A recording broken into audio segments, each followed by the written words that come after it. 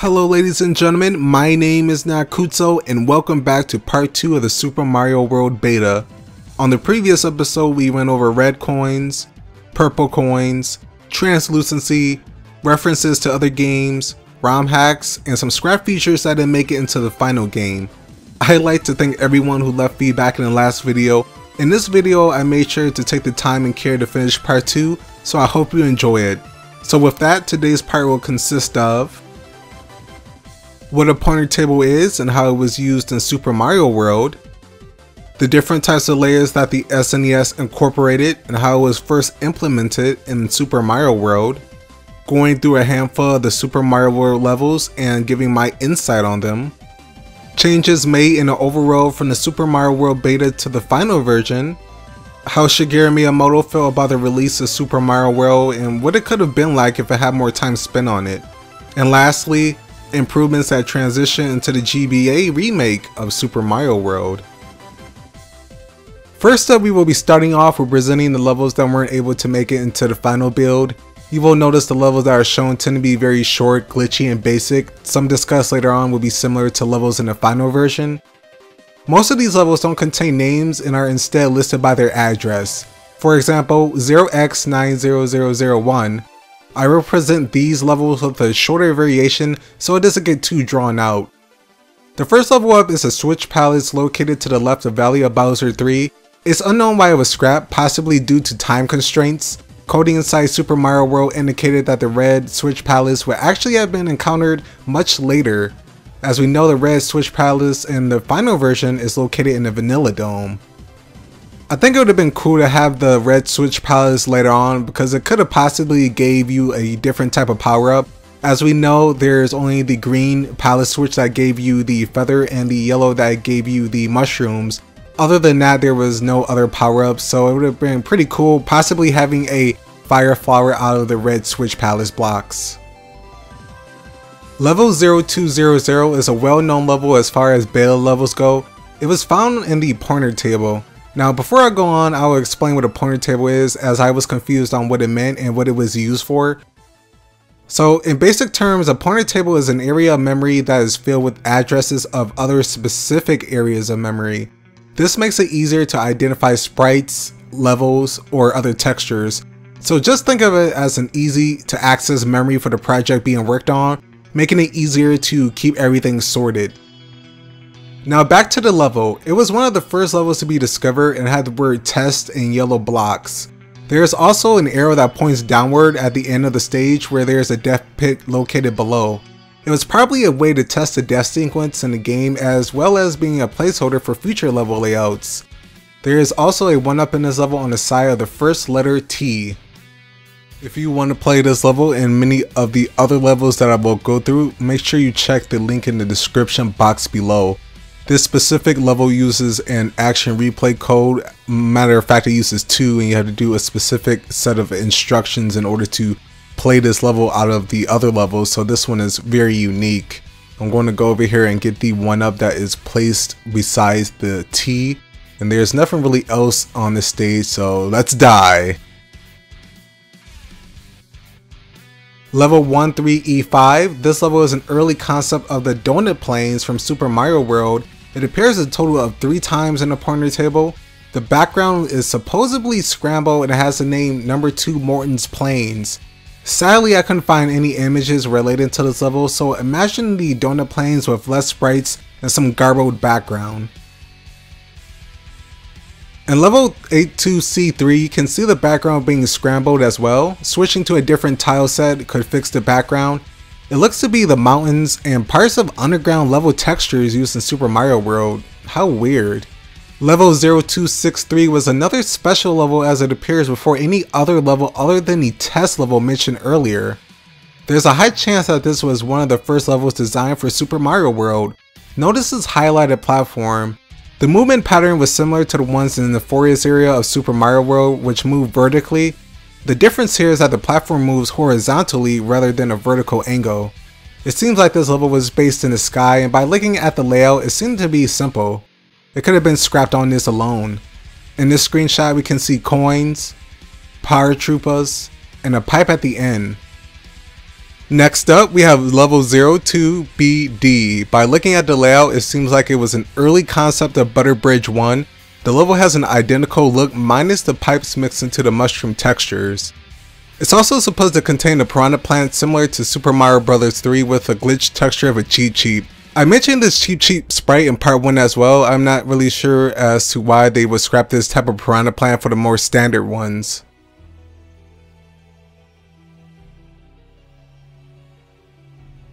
Notice as we enter this level, at the top there is going to be a time limit of 200 seconds.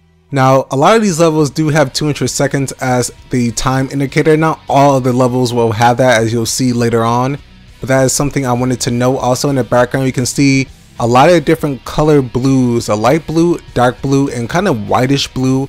So you can't really make out any of that. I tried to go in different types of pipes, but to no avail could I find anything to lead me out of here. So as you can see at the end, there's some Koopas that briefly spawn, and as I hit that block at the top, a 1-up will come up. So that is probably a bit of the level that didn't get inside the actual game. And as I enter the next level, you'll notice there is going to be Yoshi's Island 2 at the top, and we are in the overworld. And you have to enter this specific level in order to make the test levels work. And I also have a code for the Game Genie right now, as you can see at the bottom, and that is the code you need. I came back into this level. Notice the background is slightly different, and I came as Cape Mario to see what the heck is going to be on the right side of this area. And as we go, we see nothing. That is the end of the area. Level 0338, this showcases a hallway with doors leading to each of the game's bosses. The doors are out of order from their appearances in the game, and Reznor is not differentiated from the Koopalings. The Big Boo boss is also missing in this level and does not have a door. In this level 04EB, 0464, it shows images of an underground level which is known to be glitchy. We can see charging chucks here, lava layers, and some usage of the question mark blocks. It also makes use of the falling layer 2 effect. But what exactly is layer 2, you may ask? Layer 2 is one of the Super NES's 5 hardware layers. Layer 2 falls can only be used in vertical levels when the vertical and horizontal are set to none in the code. It's a little confusing, but layer 1 stays stationary. There are even more layers that went into making Super Mario World. Another way you can check for different types of layers is to use an emulator, particularly SNES, which can be found online. From here, buttons 1 through 5 will enable and disable the different types of layers. I will have a link in the description if you would like to know more about the layers. Now let's get on to the next beta level. There were even more test levels in the code, such as level 059C, which consisted of hotheads and little sparkies. Possibly a level to test the AI, movement of these two entities, and how they interact with the layers. An early version of the Wendy's Castle, level 05AB, 0701 was in the data. Most of this level was similar to the final outcome, surprisingly. As we enter Wendy's Castle, you'll notice some textures in the background. These are going to be the background 2 textures. Also some Koopas on the right, and notice that we also have a red shell yet again. So as we can kind of conclude from all of these levels, going into Yoshi's Island 2, at least with the Koopas, there's always going to be Koopas spawning here. So that kind of takes a little bit apart from Yoshi's Island 2. We have this purplish blue layer here which we can use to swim on, and also I'll fool around with the background layers. You notice at the top there briefly there's going to be yellow coins. Turning off the first background, turning off the second background will get rid of all of the annoying entities in that background. So let's see if we can get up here. And I do manage to get up here on the right there. You can see at the bottom there's going to be a weirdly orange color. That is going to be where the lava layer is, I'm assuming. And on the right is where the spring musical blocks are. So we can't get closer towards the end of the stage at all. So it's only the beginning, and notice the time up there and what it started at. There's going to be nothing really else to conclude from here. There's no saw blades that spawn. So let's see what happens when we go and try to kill ourselves. Will we live? And the answer is no. Briefly, I'm going to go over the normal level of Wendy's Castle in Super Mario World. Notice the springboards are here. The red shell is now replaced by a dry bones. There is no lava layer on the side, no weird textures. There is going to be no musical blocks there as well. We have the normal saw blades. The red switch palace blocks are there instead of the yellow blocks that is accompanied in the little tile set that you see at the top there, where it is in the beta of Wendy's Castle. We also have these pencils of doom, as some call it, coming down. Most of the saw blades are intact, so that is still something that's the same from this transition to the beta to the final version. You also notice that instead of having a normal yellow block here, we'll have a blue switch palace block, which doesn't make a lot of appearances in these beta stages. And finally, at the end, instead of having all of the green, red, and yellow, we only have the red and yellow switch palace blocks. Level 073D. Now this level is kind of funny because I have kind of a story with it. When I first researched it, I couldn't find anything online at all about it until I looked up beta levels on YouTube. Luckily enough, with some research, I found the code in order to play this level. Notice after we enter this level the outside, so we're currently at a ghost house, right? Actually no, the ghost house leads us to this outside pipe, which you can see in the screenshot as well. So this is a really interesting level, as it is very similar to another level, which is Yoshi's Island 2. Matter of fact, this is the same block that tells you to do a spin jump, and it gives you the information. You'll see some Koopas down there, so it is basically Yoshi's Island 2, but you can't go all the way to the right and finish the stage. Now as I fly back and forth, you'll notice in the background it's really weird gray textures. It also has the eye-like patterns of the hills usually in the background of the Mario games. So that is another thing to note. I tried to go back into the pipe, I couldn't go back into the pipe. So one last thing I do besides fly in the sky is to test the background.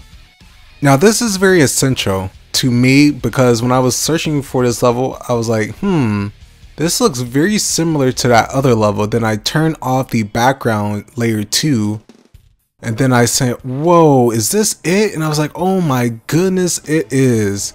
So this was a really awesome level to find. I tested out some other background images, turning them off, turning them back on just to experiment, and that is what it looks like with these sprites off. Level 0875, it's similar to a ghost house exit minus an exit sign. Looking at the picture, it was possibly a way to test the transition from inside the ghost house to exiting it. Moving on, level 8260 is an unused ghost house exit. Notice that the tape is quite far away from the goalpost. There are small differences to level 0875, as the background is now black instead of blue. And in comparison, 38260 now has clouds. Could this have been the level evolving as time went on? It's possible by looking at the changes and how it compares to the final version. In level 8281, only green bushes and black space fills the background. I'm not sure what this was going to be used for. It may have been a way to test the darker outside colors such as the ghost house background. Lastly, level 0584 was to be a castle theme level. There's a pipe which may have led to the inside of the castle. It's possible that the castle level was going to take place outside, then the pipe etching out lead inside. Textures I am not familiar with also make an appearance in the stage. Another level that I found in the code, which you can see the code right below, is a funny level. As we enter this level, we're going to, automatically die.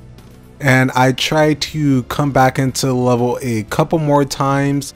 As we see when we go in a level, I try to go left and I try to weave right, as you'll see. And there's no way to get towards the upper platform. There is no safe ground below. It's just a endless void. In the background you can see some trees as well. And as an extra bonus, ladies and gentlemen, we are going to be entering a castle theme level. So this level is with the game Genie code, which you can see right below, and most notably we get some shells here. Now, something interesting about this is it could also be a different variation of Yoshi's Island. Notice that the Koopas were all lined up there with also the red shell that you usually get in the beginning of Yoshi's Island. It's kind of funny to see some of the glitch textures. They kind of look like spin tops. And also these platforms usually host little sparkies or large sparks on them. Now that we discussed what's inside the levels and level structures that they make into the game, let us view the overworld. There's a couple things to discuss that I think are pretty interesting, such as a Lakitu which circles around Mario's head. We can assume that this would mean in a random level a Lakitu would be present to cause Mario trouble and add another layer of difficulty to the stage.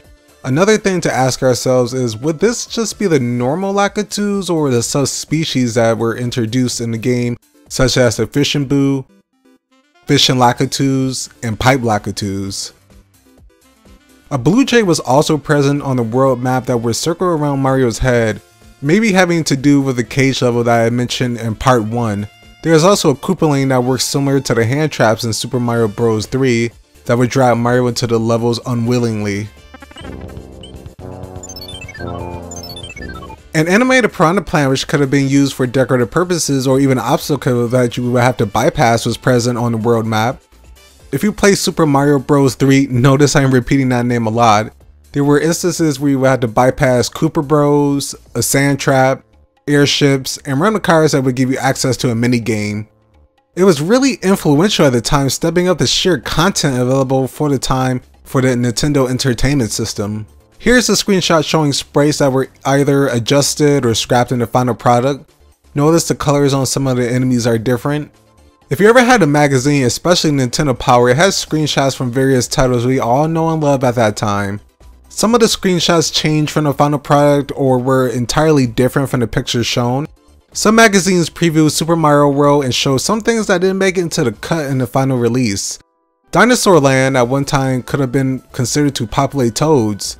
Now, toads don't appear in Super Mario World. The idea to this, and my theory and the screenshots shown, is that a toad house can be seen on the overworld map, possibly acting as a way to get power-ups in Super Mario World.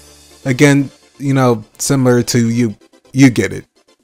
In some SNES test cartridges, Goombas were able to be stomped on and had a similar appearance to the older versions than the ones we come to know in Super Mario World. Classic Venus fire traps and Koopas being able to walk on all fours were scrapped from the final version. Already from all of this, you can see how much content they make into the game. It's a lot more than you would think. The Super Leap from Rakumara were to be present in an early build, but for some reason never made it. It's hard to say why these were taken out. Maybe the development team wanted something new such as the cape and figured to leave Raccoon Mario out. It may have been redundant to have 3 suits make you fly, since Cape Mario is more than enough when it comes to flying.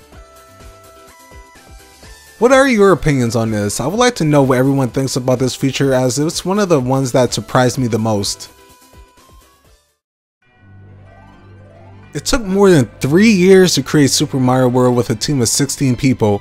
Even before Super Mario Bros. 2, the concept of Super Mario World was already in the picture. Miyamoto stated that he felt the game was incomplete and that the development was rushed towards the end, voicing hope that with time, the games for the system would allow for more emotion and story.